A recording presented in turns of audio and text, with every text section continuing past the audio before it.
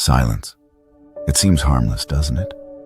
No yelling, no insults, no broken glass. Just quiet. But sometimes, that quiet cuts deeper than words ever could. Think about it. Our brains are wired for connection. From the moment we're born, we cry to get attention, to be fed, to be comforted. And usually, someone responds. That response tells us, you exist, you matter. Now imagine the opposite. You reach out, but nothing comes back. You speak, but no reply. The silence grows, heavy. Suddenly, you're no longer sure if you matter at all. That's the hidden pain of the silent treatment. It makes you feel invisible. Most people underestimate it. They'll say, at least no one yelled at you, or better silence than an argument. But silence isn't neutral. It's not just nothing happening. It's an active denial of your presence. It's saying, you don't even deserve acknowledgement. And here's the twist. Silence hurts because it forces the mind to do the work. When someone insults you, you know what they think. But when they give you silence, your brain starts filling in the blanks. Did I do something wrong? Are they leaving me? Do they hate me? That guessing game is mental torture. It's no accident. The silent treatment often isn't about peace, it's about power. The one who controls the silence controls the relationship. You're left waiting, wondering, desperate for a scrap of recognition. That desperation is the weapon. But why does this feel so painful? Sometimes even worse than direct conflict. Science has an answer. Research in psychology shows that the brain interprets social rejection in the same regions that process physical pain. In other words, being ignored hurts, not metaphorically, but literally. Your body feels it as though you were wounded. This is why people describe the silent treatment as soul-crushing. It's not just a quiet moment. It's an attack on your sense of self. You're stripped of the most basic human need, to be seen and heard. And here's the darker truth. Many who use silence as a weapon know exactly what they're doing. They've learned that ignoring someone is a way to break them down without lifting a finger. No shouting, no evidence, no fingerprints on the crime. Just silence. That's what makes it so dangerous. On the surface, it looks passive, almost innocent. But inside, it can leave scars that last far longer than words ever could. So the next time someone says, "It's just silence," remember, silence is never just silence. It's either connection or rejection. And when it's rejection, it can hurt more than you think. Humans are wired for feedback. Every conversation, every glance, every little nod is a signal that says, I see you, I hear you, you exist. When those signals disappear, something primal inside us panics. Why? Because for most of human history, survival depended on belonging. If your tribe ignored you, it meant danger. Alone, you couldn't hunt. You couldn't protect yourself. You couldn't survive. That ancient fear is still built into our brains today. This is why silence feels like such a threat. The brain doesn't register it as peaceful space. It registers it as rejection, says exile. And exile, for the subconscious mind, equals death. Psychologists call this social pain. And here's the shocking part. Social pain activates the same brain regions as physical pain.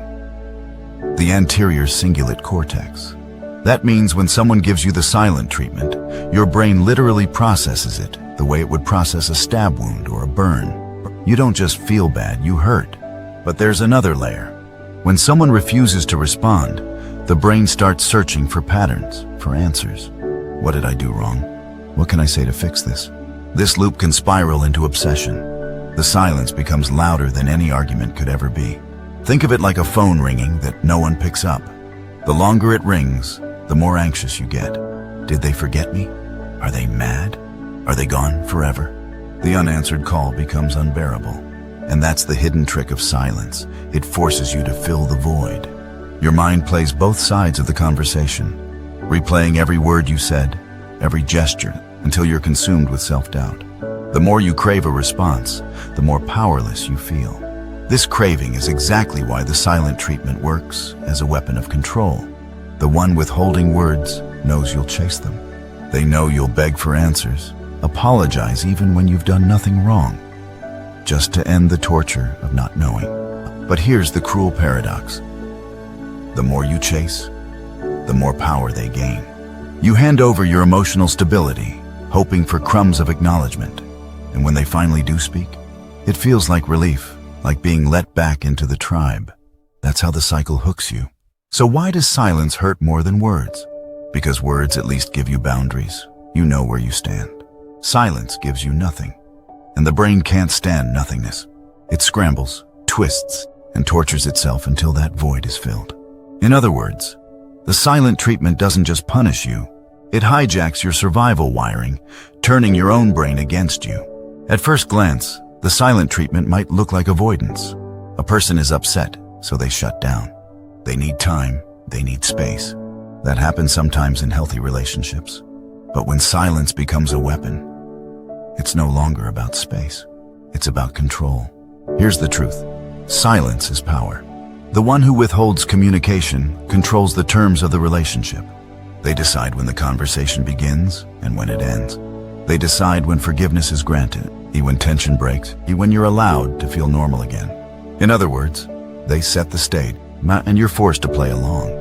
It's a form of psychological dominance. Imagine you're in a pitch-black room with someone who controls the only light switch. Every time you speak, they flip it off. Every time you beg for clarity, they leave you in darkness. Over time, you start tiptoeing, whispering, second-guessing, just to avoid that darkness. That's control without a word spoken. Why does it work so well? Because silence creates imbalance.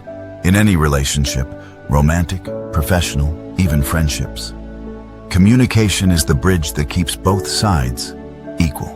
Remove that bridge, and suddenly one person is stranded, desperate to reconnect. That desperation shifts the power dynamic in favor of the one withholding. Psychologists call this a passive-aggressive tactic. On the surface, it looks calm. I'm just not talking right now. But underneath, it's deeply aggressive. It says, I refuse to acknowledge you until you meet my conditions. The unspoken message is, you're powerless without me. Here's where it gets darker. People who use silence deliberately often know exactly how it affects you. They've seen you spiral before. They know you'll cave. They know silence eats at your sanity. And the more you bend to it, the stronger their control becomes. This isn't just in relationships either. Think about workplaces. A boss who freezes out an employee without explanation leaves them guessing, anxious, willing to overwork or overcompensate just to get back in good graces. It's silence as psychological leverage. And the irony? The more you try to fix things, the more they win. Because the silent treatment shifts the burden of repair onto you. You're the one scrambling, apologizing, chasing, even when you're not at fault. They hold power not because of what they say, but because of what they don't say. This is why silence in the wrong hands becomes a master weapon of manipulation. It's easy to deny. I wasn't being cruel, I just didn't want to argue. Hard to prove, and devastatingly effective. So when silence is used like this, it's not about peace. It's about domination. And the longer it lasts, the deeper its control digs into your psyche. Here's where the pain gets personal, and far more dangerous than most people realize. The silent treatment doesn't just sting in the present. It digs deep into the past, reopening old wounds that may never have fully healed. Think about childhood. When you were little, you depended entirely on your caregivers for survival, food, comfort, safety. If you cried and they ignored you, that silence wasn't just frustrating. It felt life-threatening. Your tiny brain learned to associate being ignored with fear, abandonment, and unworthiness. Fast forward to adulthood. When someone gives you the silent treatment, your brain doesn't see it as a calm pause.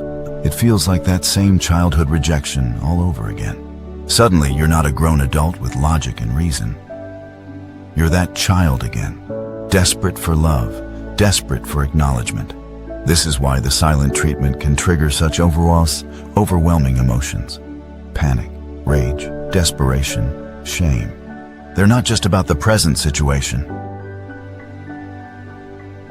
They're echoes of the past. And here's the haunting part. Many manipulators count on this. They sense your triggers. They know silence will make you fold faster than shouting ever could. Because silence doesn't just punish your words. It punishes your deepest fears of abandonment. Let's put it into perspective with a simple story. Imagine a child whose parent withdrew affection every time they misbehaved. No hugs, no kind words, just cold silence. That child grows up believing love can be taken away at any moment. Now, as an adult, as a partner goes silent, that old wound reopens instantly. It's not just a fight, it feels like the end of the world. Psychologists call this attachment trauma, and the silent treatment exploits it. If you have an anxious attachment style, silence is poison. You'll overthink, you'll chase, you'll break yourself just to win back approval. But even those with secure attachment aren't immune. Everyone carries some memory of being left out, ignored, or forgotten. The silent treatment presses on that bruise. And each time it happens, it reinforces the belief, maybe I really don't matter. And here's where the cycle becomes dangerous. The more silence is used, the more conditioned you become. Just like Pavlov's dogs learn to salivate at a bell, you learn to fear silence itself. You anticipate it, dread it, and change your behavior to avoid it. That's not just emotional pain, that's psychological conditioning. So, when someone says, it's not a big deal, they're just quiet. They don't see the truth. Silence is never just silence. For many, it's the echo of childhood pain, the sound of abandonment, the ghost of wounds that never healed. Silence doesn't need walls or chains to trap someone. It isolates you in a prison you can't see, a prison built from the absence of words. When someone gives you the silent treatment, they don't just stop talking. They cut you off from emotional connection. It's like being locked in a room where the door is open, but you're too paralyzed to leave. The punishment is invisible, but the suffering is real. Isolation has always been one of the harshest forms of punishment. Think about solitary confinement in prisons. Even hardened criminals break under the weight of being ignored, unseen, untouched. Their minds unravel because humans aren't built to survive in silence. We need connection the way we need food and water. Now take that concept and shrink it into everyday life. A partner who won't speak. A friend who ghosts you without explanation. A boss who freezes you out in meetings. That's emotional solitary confinement. You're in the same space, maybe even the same room. But you're cut off as if you don't exist. The weapon works because it denies you validation. In normal conversation, even heated arguments, you're still being acknowledged. But in silence, there's nothing. No cues, no responses, no proof that you matter. It's not just loneliness, it's erasure. This erasure is powerful because it creates psychological starvation. Just as a starving body will eat anything, a starving heart will accept even crumbs of acknowledgement. After days of silence, even a cold glance can feel like a reward. This keeps you hooked, grateful for the smallest scraps of attention. And here's the sinister part. Silence lets the abuser look innocent. If they yelled, "hit," or insulted, outsiders could see the damage. But when they go silent, they can shrug and say, "I just needed space." Meanwhile, the victim is falling apart inside. The cruelty is invisible to everyone else. That invisibility makes it one of the most dangerous weapons of manipulation. It erodes you slowly, without leaving scars anyone can see. Friends may even side with the silent one, thinking, at least they're calm, at least they're not fighting. But calmness isn't always kindness. Sometimes it's cruelty disguised as quiet. The longer the silence drags on, the more isolated you feel. Your world shrinks. You second-guess yourself, replay every word you said, and question your worth. That isolation doesn't just break relationships, it breaks identities. Because when silence is weaponized, it's not about ending a fight. It's about erasing your voice until you start to believe you never had one. Words can wound, yes, but at least they leave evidence. When someone lashes out, you remember what they said. You can point to it. You can argue against it. But silence? Silence leaves nothing but a void. And that void becomes the loudest voice in your head. Here's the irony. When someone insults you, you know where you stand. You're worthless. You're wrong. You're a disappointment. As cruel as those words may be, they're still communication. They confirm the other person sees you. But silence? Silence denies even that. It says, you don't matter enough for words. That's what makes it unbearable. Silence forces you to do the attacker's work for them. You start replaying everything, filling in the blanks with self-doubt. Maybe they're angry. Maybe they hate me. Maybe they'll leave. The pain multiplies because it comes from inside you. Science backs this up. Studies show that social exclusion, like being ignored or frozen out, activates the brain's pain circuits even more intensely than verbal insults. Put simply, being cut off can feel worse than being cursed out. And silence has another advantage. It lingers. A cruel word can echo for days, but silence hangs in the air indefinitely. Hours, days, even weeks. There's no closure, no finality, just an open wound that never scabs over. That's why victims of the silent treatment often say, I'd rather they yelled at me. Because yelling, at least, means the relationship is still alive. Silence feels like death, a slow, creeping erasure of connection. And here's where it gets darker. Silence is harder to defend against. If someone screams, you can push back. If they insult you, you can call it out. But if they go silent, what do you say? Talk to me? That only makes you look needy, desperate, exactly what they want. It's a weapon without fingerprints. Outsiders rarely see it as abuse. The silent one can hide behind phrases like, I didn't want to argue, or I was just cooling off. Meanwhile, the victim looks unstable, chasing after someone who simply needed space. That misperception isolates them even further. This is why silence can scar deeper than words. Words fight in the open. Silence ambushes you in the dark. And if you've ever felt that cold emptiness, wondering why someone you care about refuses to acknowledge your existence, you know the truth. Sometimes, nothing hurts more than nothing. Not every pause in conversation is abuse. People need space. They need time to cool off. That's normal.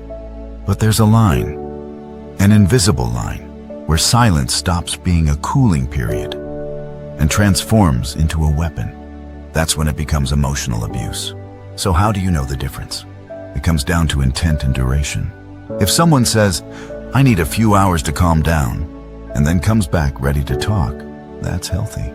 That's self-regulation. But if someone cuts you off with no explanation, leaves you dangling for days, and uses silence as punishment, that's not about healing, it's about control. Abuse always carries a pattern. One isolated incident may just be poor communication. But if silence is repeated, calculated, and it always leaves you feeling small, guilty, and desperate, that's a red flag. Here's how silence as abuse usually works. Withdrawal of connection. They withhold eye contact, touch, affection, or acknowledgement. Indefinite exile. You don't know how long it will last. Hours, days, weeks. The uncertainty is the knife. Shifting blame. When you finally break and beg for communication, they accuse you of being dramatic, needy, or overreacting. Reinforcement. Once you give in, apologize, comply, or beg, they break the silence, rewarding you just enough to make you chase again next time. That cycle conditions you like a lab experiment. Silence, panic, submission, relief. And each round trains you to fear silence more, until you'll do almost anything to avoid it. This is why emotional abuse through silence is so insidious. Unlike physical abuse, there are no bruises. Unlike verbal abuse, there are no quotes to recall. All that's left is your pain and their denial. Victims often feel like they're losing their mind. They wonder, am I overreacting? Maybe they really just needed space. And abusers lean on that doubt. They know silence can't be proven, can't be recorded, can't be pinned down in a single word. But here's the truth. Any behavior that leaves you questioning your worth, erases your voice, and makes you feel powerless, that's not space. That's abuse and silence. When weaponized this way, doesn't just damage relationships. It damages identities. You start to see yourself as less than, as unworthy, as invisible. That erosion of self is the deepest wound of all. Because in the end, silence used as punishment doesn't just end conversations. It ends pieces of who you are. Every relationship has power. Sometimes it's balanced, sometimes it shifts. But when silence enters the picture, it often tilts the scale in dangerous ways. Why? Because silence is dominance. The one who speaks controls the narrative. The one who withholds controls the air itself. In that moment, they become the gatekeeper of connection.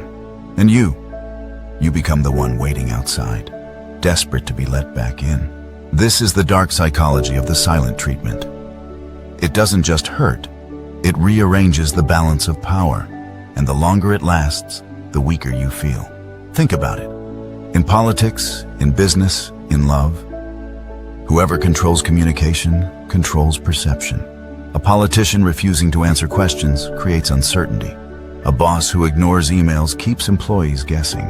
A partner who goes silent leaves you chasing. Silence always shifts power toward the one withholding. And here's the sinister twist. The silent one often looks stronger, calm, composed, in control, while the one suffering looks anxious, needy, even unstable.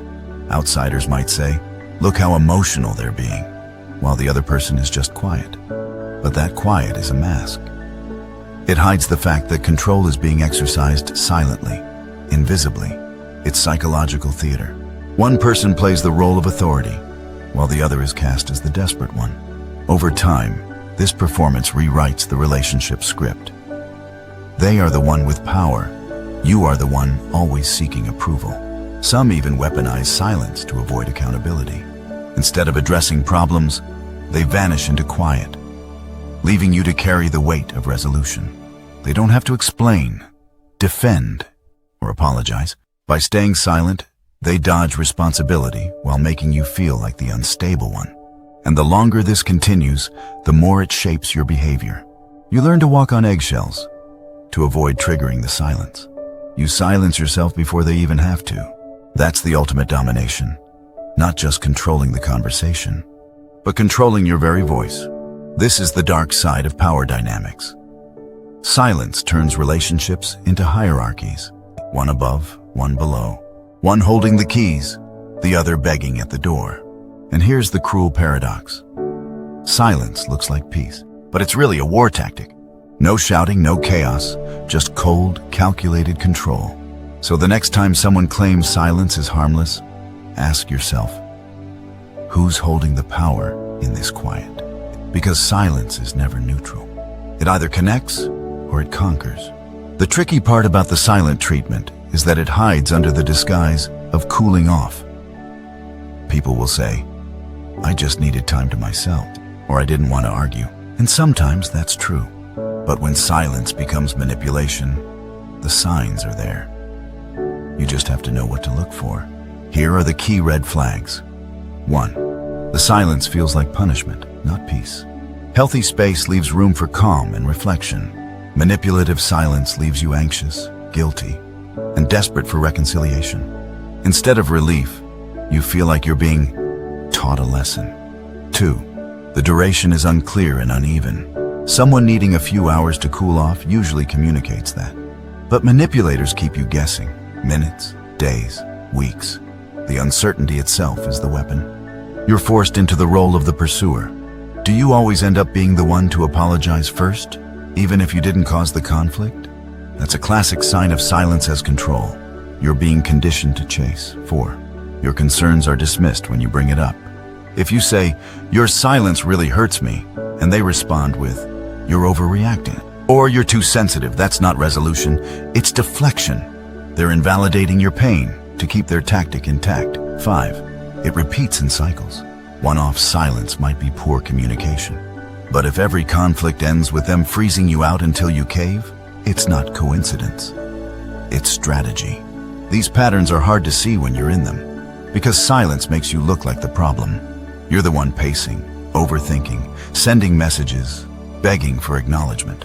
To outsiders, you look clingy, emotional, unstable, while the manipulator hides behind calm quiet. That's what makes this form of abuse so insidious.